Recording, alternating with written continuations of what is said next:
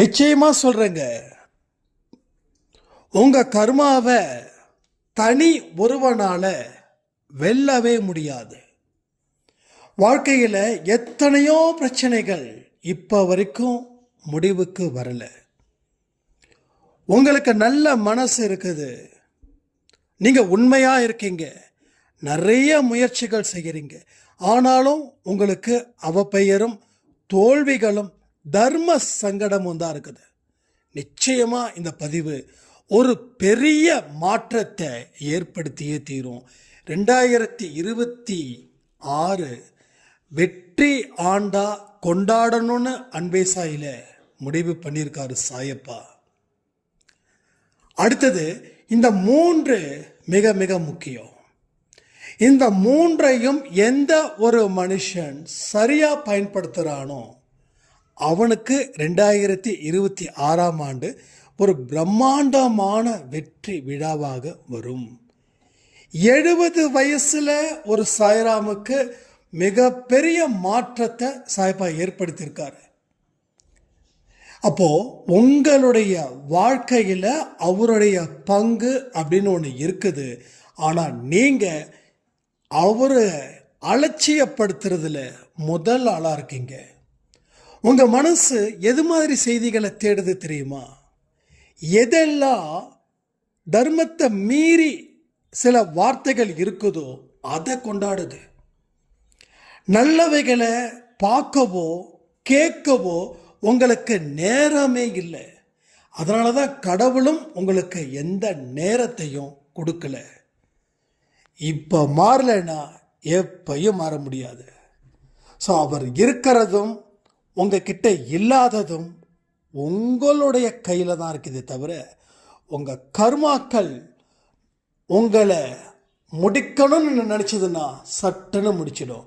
இப்போ வரைக்கும் கர்மா உங்களை தொடாமல் இருக்குதுன்னா அதுக்கு காரணம் சாயப்பா உங்களை நோக்கி இருக்கிறாருன்னு தான். அப்போ அவருடைய பார்வை உங்கள் மீது படுவதற்கு முன் இந்த பதிவை கேட்டுடுங்க.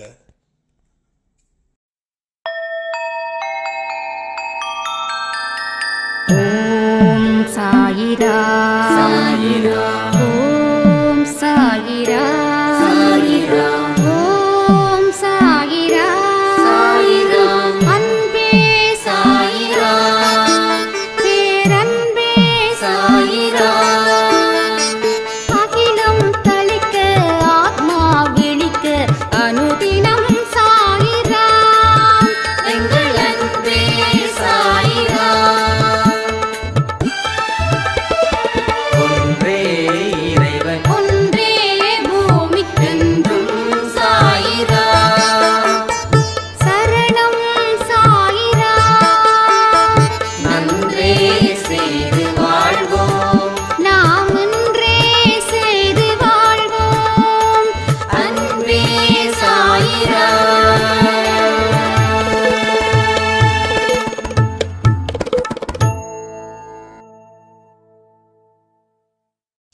சாய்ராம்.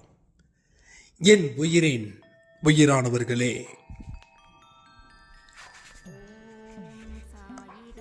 என்னைக்கே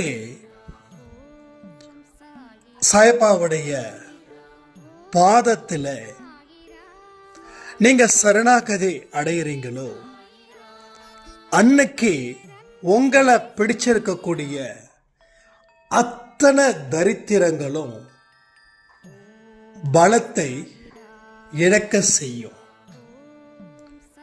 இவருடைய பையன் இவங்கிட்ட எந்த பிரச்சனையும் வச்சுக்க கூடாதுன்னு நம்ம அப்பா மேல இருக்கக்கூடிய பயத்தை வச்சு அந்த ஊர்ல இருக்கிறவங்க நம்ம கிட்ட வம்பு தும்புக்கு வரமாட்டாங்க.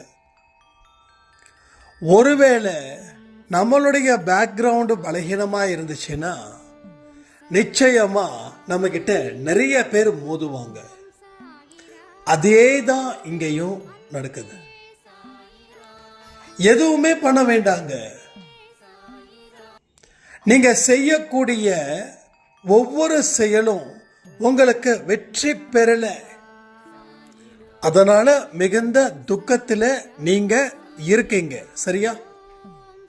ஒரு பெரிய துக்கம் உங்களை தாக்குது, உங்களை அழிக்குது. சரிதானே? அப்ப இந்த துக்கத்துக்கு காரணமா இருக்கிறது என்னது? எதனால இந்த துக்கம் வந்தது?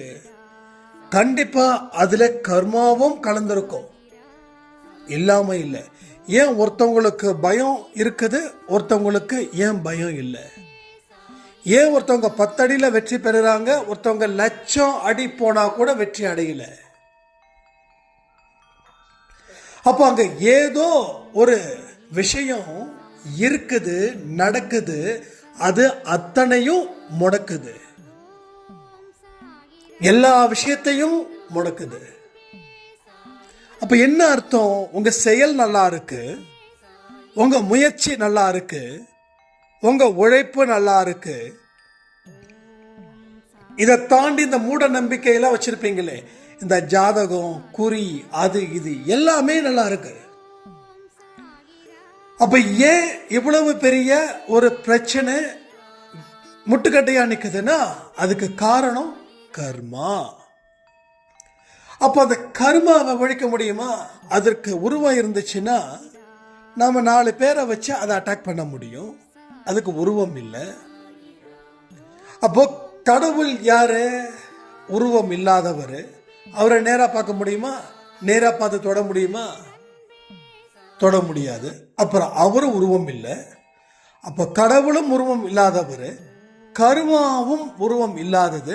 அப்போ உருவம் இல்லாத ரெண்டு அவங்க 2 பேரும் மோதிக்கிட்டாதான்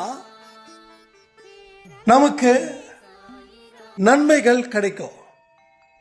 அப்போ நம்மளுடைய உருவம் இல்லாத கர்மாவை நம்மளை வணங்கக்கூடிய உருவம் இல்லாத கடவுள் எதிர்த்து நின்று போராட வச்சா அந்த கர்மா பயப்படுமா பயப்படாதா? கமெண்ட் பண்ணுங்க. கண்களை மூடி நான் சொல்றத கேட்டீங்கன்னா இன்னும் நிறைய விஷயங்கள் உங்களுக்கு புலப்படும். அப்போ எப்படி உருவம் இல்லாத ஒரு விஷயத்தை அழிக்க முடியும்னா, உருவம் இல்லாத கடவுள் ஆவியா நிற்கிறாரு, அவரை வச்சு நம்மளுடைய பாவியை அழிக்க முடியும். அதற்கு ஒன்னே ஒண்ணுதான் சரணாகதி. நீங்களா ஒரு விஷயத்த முயற்சி பண்ணீங்கன்னா கடவுள் என்னமோ அவன் பண்றான், நான் எதுக்கு செய்யணும்? அவனுடைய புத்தியை வச்சு அவனுடைய முயற்சியை வச்சு அவன் அதை முடிக்க முடியும்னு நம்புறான். என்னை கூப்பிடல, என்னை அழைச்சாதானே நான் போவேன், அழைக்காம நான் எப்படி போக முடியும்? அதனாலதான் உங்க வீட்டில் இருக்கக்கூடிய சாயப்பா எந்த விதமான அசைவும் இல்லாமல், எந்த விதமான உணர்வும் இல்லாமல் அமர்ந்து கொண்டிருக்கிறார். அப்போ அவர்கிட்ட பாதத்துல உங்க தலை வைக்க ஆரம்பிச்சுட்டா உங்க வாழ்க்கையில அத்தனை பிரச்சனைகளும் தீரும். கோயில்ல போகும்போது நம்ம சாமி கும்பிடுறோம், கும்பிட்டதுக்கு அப்புறம் கீழே விழுந்து கும்பிடுறோமே, எதுக்காக? அவர் முன்னாடி நான் ஒன்றுமே இல்லை, எல்லாமே நீதான் அப்படின்றதுக்காக தானே கீழே விழுந்து கும்பிடுறோம். விழுந்து கும்பிடும் போது மட்டும் பரவச நிலை, வெளியில வந்ததுக்கு அப்புறம் உங்க அறிவு நிலையில நீங்க வாழணும்னு நினைக்கிறீங்களா? அறிவு இருக்கு, அறிவை பயன்படுத்தி தான் வாழ முடியும். ஆனா கண்ணுக்கு தெரியாத விஷயத்தை எப்படி அடிக்க முடியும்? அத உணர்வுகள் மூலமாக மனசுல பதியப்பட்டு அங்க இருந்து ஒரு போர் நடக்கணும். அந்த போர்ல தான் நீங்க வெற்றி பெறணும். அப்போ அந்த போர் வெற்றி பெறணும்னா சாதாரணமா உங்களால அந்த போராட்டத்தை போராட முடியாது. அந்த போராட்டத்தை தலைமை தாங்கிறவர் ஒருத்தர் வேணும். அவர்தான் நமது சாயப்பா. அவர்தான் நமது சாயப்பா. அவருடைய முன் ஆலோசனையின்படியே போராட வேண்டும். எங்க கொண்டு வரன்னு தெரியுது அவங்க இந்த பாயிண்ட். மகாபாரத்துக்கு இப்ப நம்ம கொண்டு வரோம். கிருஷ்ணர் இல்லைன்னா அர்ஜுனர் எதிரில் இருக்கக்கூடிய படையால வீழ்த்தப்பட்டிருப்பார்.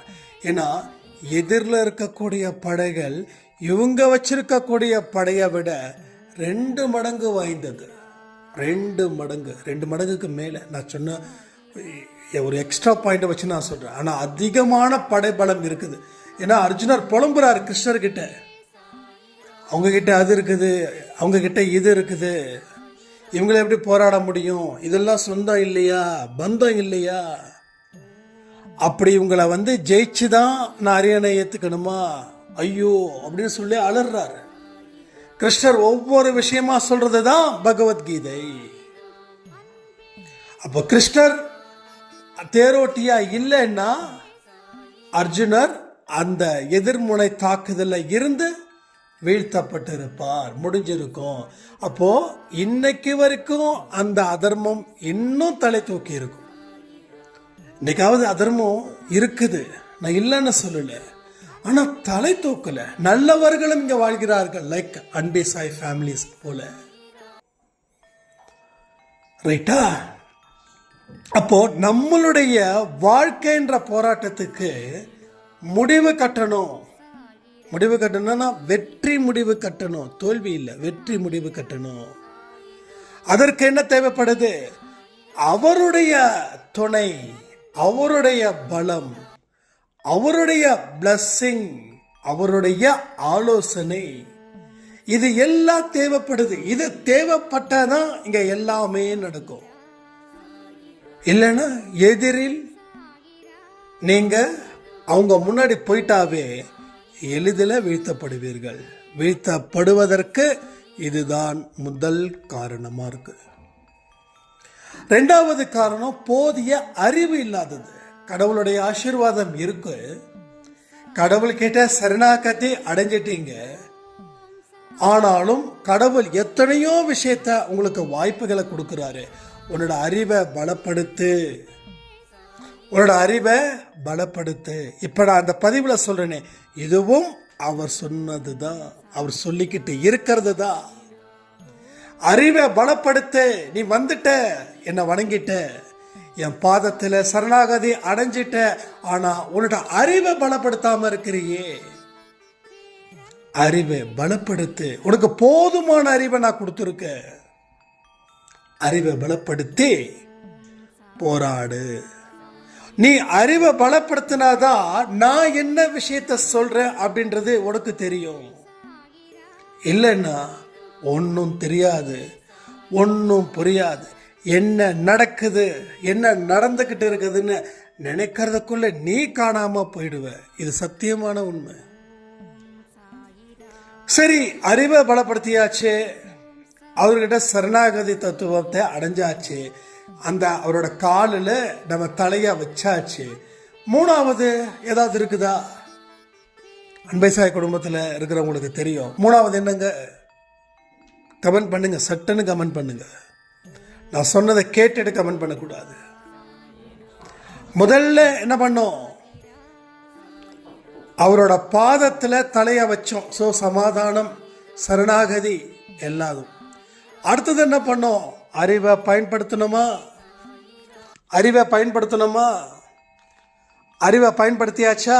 அடுத்தது என்ன? அடுத்தது என்ன? இதை சொல்லுங்க. அடுத்தது என்ன தெரியுமா? அனுபவம். அந்த அனுபவம் எப்படி வந்திருக்கும் தெரியுமா? தோல்விகளாலையும் அவமானத்தாலையும். அந்த அனுபவம் இங்க போடணும். அந்த அனுபவத்தை வச்சும் உங்க வரும் நாட்களை, நிகழ்காலத்தை வச்சு செயல்படணும். இப்ப நான் சொல்றேனே, என்னோட லைஃப் எப்படி இருக்கும் அப்படின்றத நான் இன்னைக்கு இருக்கக்கூடிய சிச்சுவேஷனை பேஸ் பண்ணி சொல்ல முடியும். இன்னைக்கு இருக்கக்கூடிய சிச்சுவேஷனை பேஸ் பண்ணி எப்படி சொல்ல முடியும்னா, பாஸ்ட் லைஃப்ல இருக்கக்கூடிய எக்ஸ்பீரியன்ஸ். அப்போ அங்க என்ன நடந்துச்சு? தோல்வி. அங்க என்ன நடந்துச்சு? கண்ணீர். அங்க என்ன நடந்துச்சு? அவமானம். இந்த 3 விதத்துல பாதிக்கப்பட்டு அதன் மூலமா பெறப்பட்ட அனுபவத்தை இங்க மூன்றாவதாக நாம பயன்படுத்துறோம்.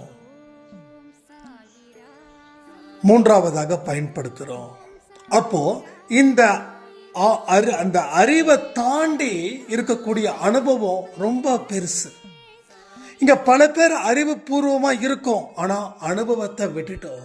தோத்தது மட்டும் ஞாபகத்துக்கு வருது, பழி வாங்கணும்னு தோணுது. அப்போ உங்களுக்கு என்னைக்கு அனுபவம் கை கொடுக்குதுன்னா, உங்க தோல்விக்கு யார் காரணம்னு நினைச்சு நீங்க அவங்கள பழி வாங்கணும்னு நினைக்கிறவங்களுக்கு அனுபவம் வரல. என் தோல்விக்கு 1000 பேரை காரணம் சொல்ல முடியும், ஆனா அது உண்மை இல்லை அப்படின்னு முழுசா நம்புறவங்க அனுபவசாலிகள். அந்த அனுபவசாலிகள் தான் இந்த அன்பே சாய் குடும்பத்தில் வெற்றி பெற முடியும். என்னது?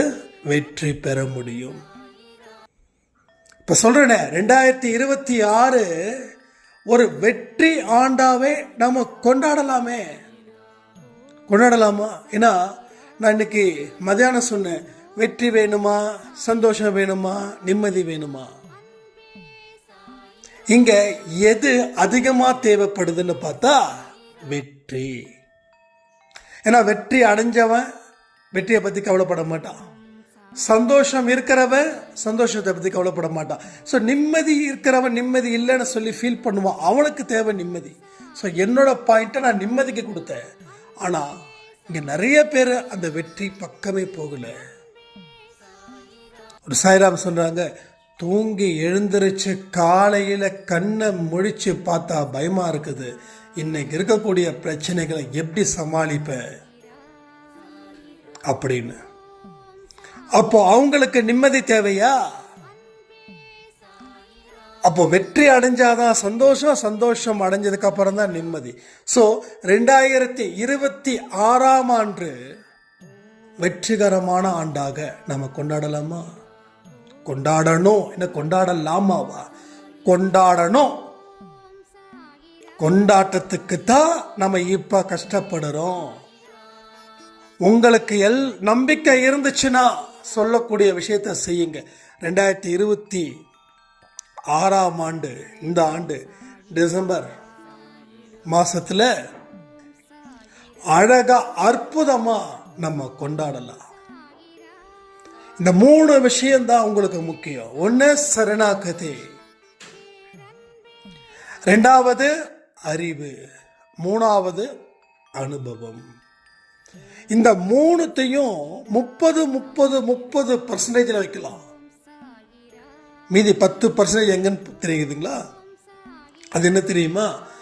செயல்படக்கூடிய விதம். இந்த 3 விஷயத்தை வச்சாவே 10% செயல்பட்டா போதும். இங்க 10% செயல்பட்டா போதும். கரெக்டான நெக்கு, கரெக்டான டெக்னிக்ஸ். 12 மணி நேரம் உழைச்சு சம்பாதிக்கிறத 8 மணி நேரத்தில் உழைச்சு சம்பாதிக்கிறதுல என்ன தப்பு? குறுக்கு வழி கிடையாது, நேர்மையான வழி. குறுக்கு வழிக்கும் அன்பே சாய்க்கும் சம்பந்தமே கிடையாது. எது சம்பந்தம்? உண்மையும் நேர்மையும் தான் அன்பே சாயோட சொத்து. அன்பே சாயுடைய சம்பந்தத்துக்கு உண்டான வழிமுறைகள், சமாதானத்துக்கு உண்டான வழிமுறைகள். அப்போ இந்த வருஷம் வெற்றிகரமான ஆண்டு. யாரெல்லாம் தொடர்ந்து அன்பே சாய கேட்க தயாரா இருக்கீங்க? யாரெல்லாம் தொடர்ந்து அதுல சொல்லப்பட்ட விஷயத்தை செய்து முடிப்பேன் அப்படின்னு சொல்லி தீவிரமா இருக்கீங்க? ஒண்ணு சொல்றேன், உங்களுடைய முயற்சி இல்லாம, உங்ககிட்ட இருக்கக்கூடிய உண்மை இல்லாம இங்க எதுவுமே நடக்காது. இந்த 3 விஷயத்த சொல்ற, அது நீங்க அந்த இடத்துல இருந்து ஆரம்பிச்சாதான் அது உங்களுக்கு வெற்றியை தேடி தரும். இல்லைன்னா சும்மா 10ஓட 11 இருக்க வேண்டியதுதான். இங்க 10ஓட 11 இருக்கணும் அப்படின்னா உங்களுக்கு இந்த இடம் தேவையே இல்லை. இந்த இடம் வேண்டாம். எதுக்கு? நல்லா படிக்கிறவனும் அப்படின்னவனுக்கு 8 மணி நேரம் படிப்பு முக்கியம். சும்மா ஜஸ்ட்டு பாஸ் தேவையில்லை. ஆனால் இங்கே சாதனையாளர்களாக இருக்க வேண்டிய கட்டாயம் உங்களுக்கு இருக்குது. ஏன்னா உங்களுடைய விதி அப்படிப்பட்டதாக தான் இருக்குது. உங்களுக்கு 70 வயசு ஆயிருக்கலாம், ஆனா 70 வயசையே நீங்க வீண் பண்ணிட்டீங்கன்னு உணரும் தருணம் எப்பொழுதோ அன்னைக்கு தான் உங்க மனசுல மாற்றத்தை கடவுள் என்னைக்கோ ஏற்படுத்தினதை நீங்க இப்ப புரிஞ்சிருக்கீங்கன்னு அர்த்தமாகுது. 10 வருஷத்துக்கு முன்னாடி நீங்க இந்த கட்டத்தில் இருந்திருக்கணும். ஆனா அந்த 10 வருஷத்தை அடுத்தவங்க மேல பழிய போட்டோ இல்லை ஏதோ ஒரு காரணத்தை சொல்லியோ வெற்றிகரமா சக்சஸ்ஃபுல்லா ஓடி வச்சிருக்கீங்க. தியேட்டரில் ஒரு படமே ரிலீஸ் ஆகல, அந்த படத்தை 100 நாள் கொண்டாடுறது போல. அதாவது உங்களுக்குள்ள எந்த விதமான காட்சியும் மாறல, ஆனா நீங்க 10 வருஷமா காட்சி மாறினது போல, அதன் மூலமா சக்சஸ் அடைஞ்சது போல நீங்க இருந்துட்டீங்க. உள்ள வந்து பார்க்கும்போது தான் தெரியுது இங்க ஒண்ணுமே இல்லைன்னு. அப்போ உங்களுக்குள்ள அந்த 10 வருஷத்துல தேடுறீங்க, கண்ணீர் விடுறீங்க. ரைட்டா? நிறைய பேர் நான் வாழ்க்கை மிஸ் பண்ணிட்டேன், 10 வருஷம் போச்சுன்னு ஒரு சாய்ராம் கதறி அழுவுறாங்க. எனக்கு உண்மையிலே சொல்றேன், அவங்க கதறி அழுவும் போது எனக்கு அவ்வளோ சந்தோஷம். என்ன நீங்க திட்டுறீங்களா என்ன? எப்பா ஒருத்தவங்க கதறி அழுவுறாங்க, நீ என்னப்பா சிரிக்கிற அப்படின்னு. ஏன் தெரியுமா? இந்த உண்மைய இவங்க புரிஞ்சுக்கிட்டாங்களே இப்பொழுதாவதுன்னு சொல்லி அந்த சந்தோஷம். இன்னும் எத்தனையோ பேர் அந்த உண்மை புரியலைங்க. அன்பேசை பார்க்காம என்னுடைய சில உறவுகள் இருப்பாங்கல்ல, அவங்க வந்து என்கிட்ட என்ன தெரியுமா சொல்றாங்க, இப்ப வரைக்கும் நம்ம அன்பேசாயில சொன்ன எந்த ஒரு விஷயமும் அவங்க 1% அவங்க ஆழ் மனசுல வைக்கல, அவங்க ஆழ் மனசுல வைக்கல. எனக்கே ஆச்சரியம், என்னோட வயசுல பெரியவங்களா இருக்காங்க. ஸோ என்ன அப்படின்னு, அப்போ இவங்க 10 வருஷம் என் வாழ்க்கையை இப்படி பண்ணிட்டேன், இப்படி தொலைச்சிட்டேன் அப்படின்னு சொல்லி அழும்போது எனக்கு சந்தோஷமா இருக்குது. ஏன்னா இன்னைக்கு நீங்க உங்களை தாண்டி இருக்கக்கூடிய உறவுகளை ஜஸ்ட் நீங்க ட்ரை பண்ணி பாருங்க. அவங்க எந்த வழியில போறாங்க, அவங்க எந்த மனசுல வாழ்ந்துகிட்டு இருக்காங்க, அவங்க எந்த நினைப்புல இருக்கிறாங்க, அவங்க எல்லாம் எப்படி இருக்காங்க தெரியுமா? ஆகாயத்துல அரண்மனை கட்டுறாங்க, வீடு கட்டல, அரண்மனை கட்டுறாங்க. அது உண்மைன்னு நினைச்சு அந்த அரண்மனைக்குள்ள ஒரு பெட்ரூம் இருக்குது, ஒரு ஹால் இருக்குது, ஒரு டைனிங் ஹால் இருக்குது, ஒரு நீச்சல் குளம் இருக்குது. அந்த அரண்மனைக்கு தாண்டி 2-3 யானை இருக்குது, பூனை இருக்குது, 1000 வேலையாட்கள் இருக்கிறாங்க அப்படின்னு சொல்லி ஒரு ராஜா வாழ்க்கையை நான் வாழ்ந்துட்டு இருக்கேன் அப்படின்னு. இது உண்மை, நான் சொல்றது எதுவுமே பொய் இல்லை. ஆனா இன்னைக்கு இந்த இடத்துல வந்து இப்படிப்பட்ட ஒரு அழுகைய அழுகுறாங்கன்னா, கடவுள் என்னைக்கோ கொடுத்த ஒரு மாற்றத்தை இன்னைக்கு இந்த ஜென்மத்திலேயே புரிஞ்சுக்கிட்டாங்களே, எவ்வளவு சந்தோஷம். ஒருவேளை இந்த ஜென்மத்துல இதை புரிஞ்சுக்கல, ஒரு 90-95 வயசுல இயற்கை எழுதினாங்கன்னா அடுத்த ஜென்மத்துல இதை புரிஞ்சுக்கிறதுக்கே பல வருஷம் ஆகும். ஆனா இப்ப 70ஸ்ல அண்டர்ஸ்டாண்ட் பண்ணிக்கிட்டாங்க. அப்போ அவங்க மனசு, எண்ணம், புத்தி, சொல், செயல், அவங்க பார்க்குற பார்வை, பிரபஞ்ச ஆக்டிவிட்டிஸ் எல்லாமே அவங்க எதை பற்றி புரிஞ்சுக்கிட்டாங்களோ அதை பேஸ் பண்ணி மாறும். கிரகம் மாறுதா? கிரகம் மாறுதா இல்லையா? அது போல மனசு மாற்றம் வரும்போதும் கிரகம் மாறும்போது எந்தெந்த வினைகளை நமக்கு கொடுக்குதோ அதை விட மோஸ்ட் பவர்ஃபுல் மைண்ட் தாட்ஸ் வந்து சேரும். அப்போ இந்த ஜென்மத்தில் அவங்க புரிஞ்சுக்கிட்டது அடுத்த ஜென்மத்தில் எளிதில் கடக்கலாம். அவர்களுடைய வாழ்க்கையில் இருக்கக்கூடிய கஷ்டங்களை, தர்ம சங்கடங்களை, தோல்விகளை, அவமானங்களை ரெடியா இருப்பாங்க. ஒரு ஏஜில் ஒரு விஷயத்தை அவங்க கடக்கும்போது அடுத்தடுத்த விஷயங்கள் பெட்டரா ஃபீல் ஆகும். நான் சொல்றேன், சில பேருக்கு வயசு ஆயிடுச்சுன்னா ஃபீல் ஆகுது, தலை நரைக்குது, என்ன ஹேடை போடலாம், நேச்சுரல் என்ன இருக்கு, ஆர்டிஃபிஷியல் என்ன இருக்கு, வருத்தப்படுறாங்க. ஆனா அது முன்னேற்றமே கிடையாது. ஆனா ஒரு வருஷமும் ஒரு முன்னேற்றம் உங்களுக்குள்ள கொடுக்குதுன்னா அதுதான் வளர்ச்சி. அப்போ எனக்கு இந்த வயசுல இவ்வளவு முன்னேற்றம் வருதுன்னா அடுத்த வருஷத்துல எனக்கு எவ்வளவு முன்னேற்றம் வரும். வெளிப்புறத்துல மட்டும் நம்ம யூத்தா இருக்கிறோம், ஆனா உட்புறத்துல எவ்வளவு பின்தங்கி இருக்கிறோம். ஆனா உள்ள சுத்தம் பண்ணா வெளியில சுத்தமா ஆயிடும். ஆனா உள்ள சுத்தம் பண்ணலன்னா வெளியில அசுத்தமா இருக்கும். அதற்குத்தான் முகமூடிகள் தேவைப்படுது. எந்த அளவுல நம்ம எதை புரிஞ்சு வச்சிருக்கோமோ அதை நல்லபடியா புரிஞ்சு வச்சுக்கிட்டா அது நல்லபடியா நம்ம வாழ்க்கைக்கு பயன்படும். அதற்கு ஆப்போசிட்டா இருந்துச்சுன்னா இப்போ இந்த நிமிஷம் நீங்க சில பிரச்சனைகளை, சில துன்பத்துல அடைப்பட்டு மிதிப்பட்டு கண்ணீர் விட்டு இருக்கீங்களே, இதுதான் தொடர்ந்து நடக்கும். நல்லா புரிஞ்சுக்கணும். இந்த பதிவு ரொம்ப ரொம்ப ரொம்ப ரொம்ப ரொம்ப ரொம்ப இம்பார்ட்டண்டான பதிவு. இதை நீங்க மிஸ் பண்றதும் மிஸ் பண்ணாததும், கால்வாசி பார்க்கறதும் அரைவாசி பார்க்கறதும் முழுசா கேட்கறதும் உங்களுடைய சைடில் தான் இருக்கு எல்லாமே.